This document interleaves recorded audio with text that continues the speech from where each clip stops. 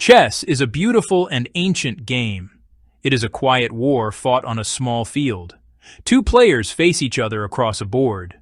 The board has 64 squares of light and dark. Each player commands an army of 16 pieces. Each piece has its own unique way to move. The goal is simple but profound. You must capture the enemy king. This is called checkmate. The king is trapped.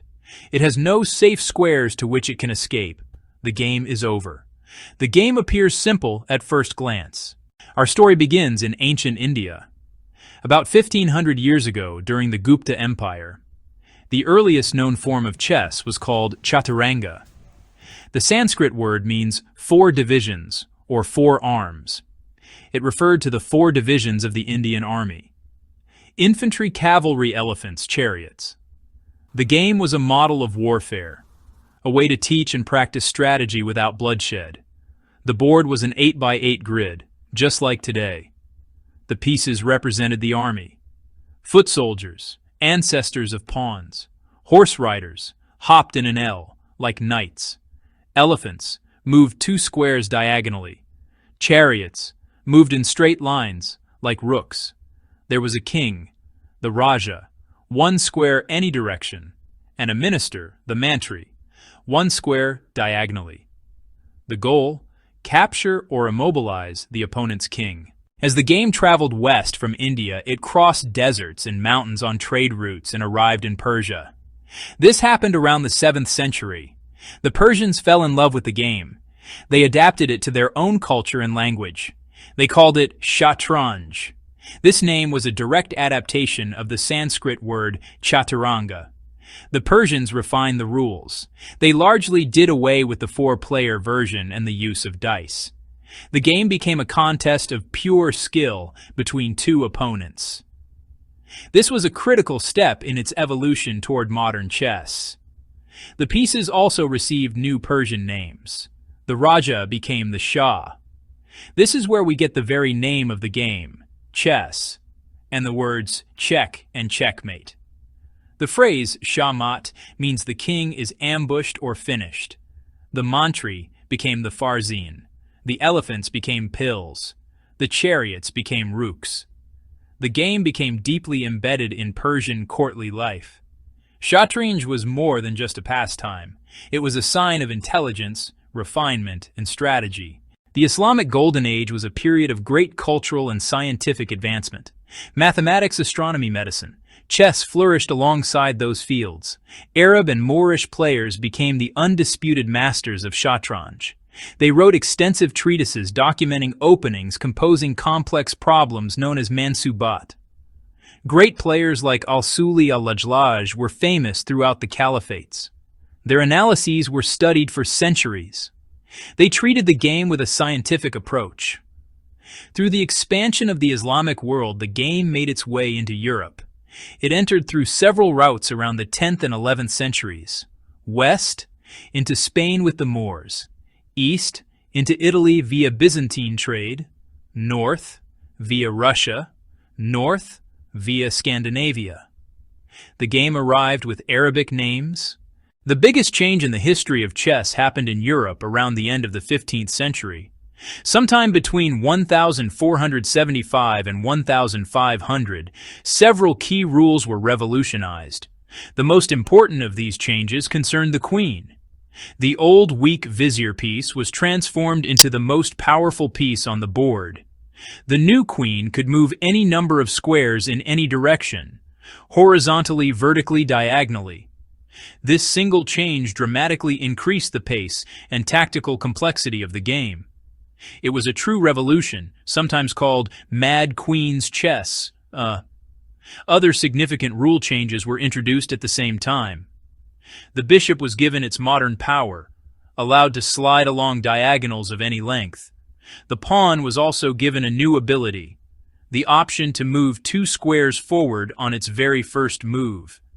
This new rule also led to the creation of the en passant capture to prevent pawns from simply running past each other. Together, these new rules created the game that we know and play today. These changes made the game much faster and more thrilling.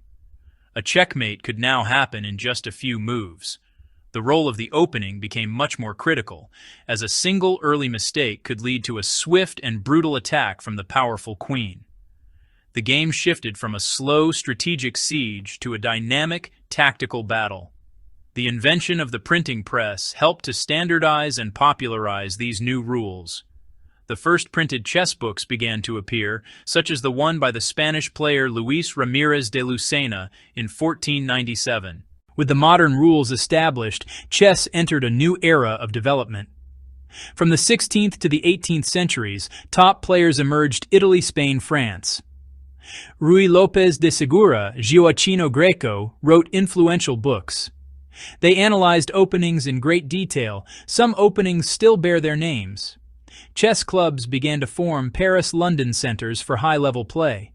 The 19th century is called the Romantic Era of chess. Style: bold attacks, brilliant sacrifices. Players valued creativity and daring combinations.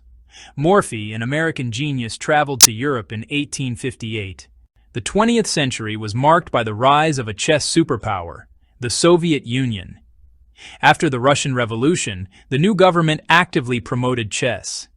They saw it as a symbol of intellectual prowess and a tool for mental training for the masses. Chess was taught in schools. State-sponsored programs were created to identify and train talented players. This systematic approach, the Soviet School of Chess, produced an incredible dynasty of world champions. Mikhail Botvinnik, Garry Kasparov. The Soviet school emphasized a scientific, collective approach. Top players worked together with teams of coaches and analysts. Studied openings developed new strategic concepts meticulously prepared for opponents. They all benefited from this powerful state-supported system. For decades, Soviet dominance of the chess world seemed absolute and unbreakable. Chess was a point of national pride and a key part of their cultural identity. Then, in the midst of the Cold War, a lone challenger emerged from the United States: Bobby Fischer. Fischer was a brilliant and eccentric prodigy who had dedicated his entire life to mastering the game. He single-handedly took on the entire Soviet chess machine. His journey to the top culminated in the 1972 World Championship match against Boris Spassky in Reykjavik.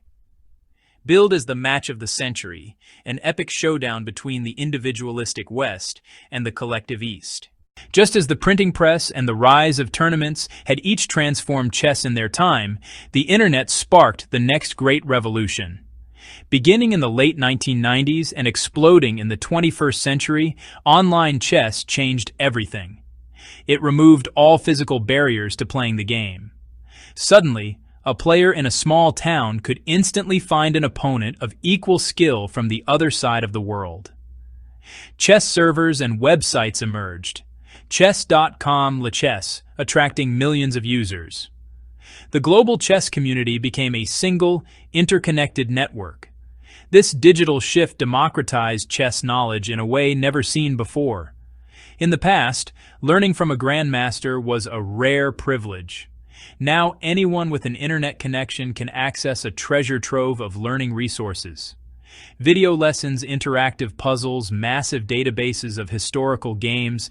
Top players stream their games live, providing commentary and interacting with fans in real time.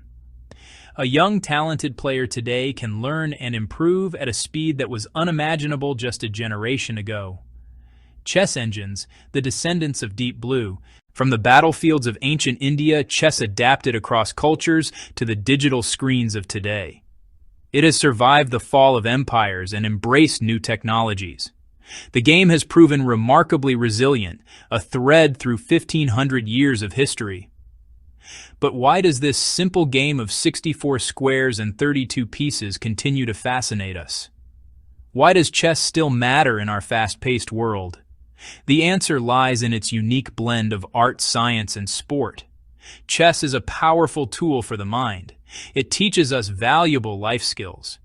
It teaches us to think ahead, to consider consequences, and to plan methodically. It teaches us patience and the importance of concentrating on a single problem. It shows us how to adapt when our plans go wrong and how to find creative solutions under pressure. In schools around the world, chess is used as an educational tool to improve critical thinking, problem-solving abilities, and even math skills. It is a mental workout that is beneficial for people of all ages, helping to keep the mind sharp.